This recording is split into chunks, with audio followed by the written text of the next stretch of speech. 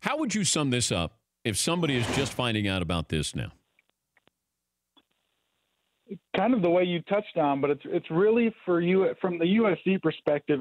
It's a story that's another scandal for the university. It's another federal investigation. This is 2 years after the school had a men's basketball assistant coach who was implicated in that FBI corruption case, and that's kind of the issue for USC is that they can't really stay out of their own way, and it's another black eye for the athletic department.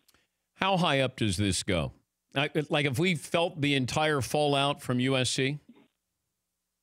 One of the interesting parts, a lot of the schools had a coach involved in this. Texas had a tennis coach who was involved in it. Yale had a coach, as the clip previously mentioned.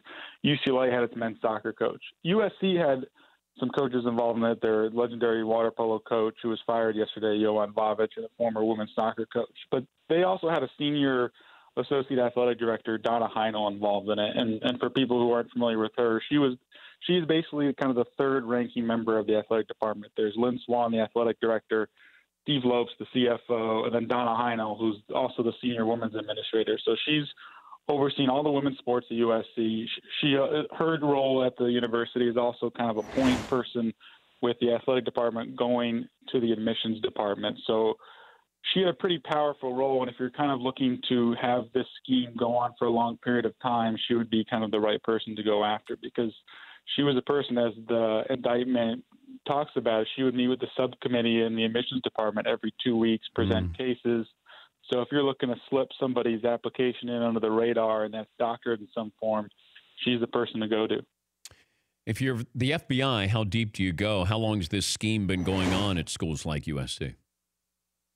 According to the complaint, it began in 2014. They said Donna Heinel took more than $1.3 million in bribe payments for 24 prospective students who were posing as athletes. So it's gone on now for that's 6 years. Why did they have to create profiles of fake athletes? Yeah, some of this was not really brilliant work. I mean, the degrees to which they went to some of this they went a good ways. Lori Laughlin had two daughters who had no previous crew experience.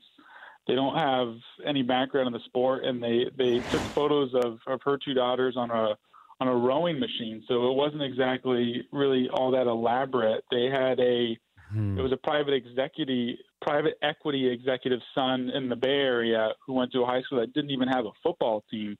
So they made him into a fake kicker punter. I suppose you wouldn't need to actually play on a team maybe to be a fake kicker punter. So they took some photos of him and used Photoshop to present him to the admissions board as a punter, and he got in as a walk-on. So they kind of had to do some of this stuff with Photoshop, and it's not too elaborate, but I guess it was elaborate enough to get by.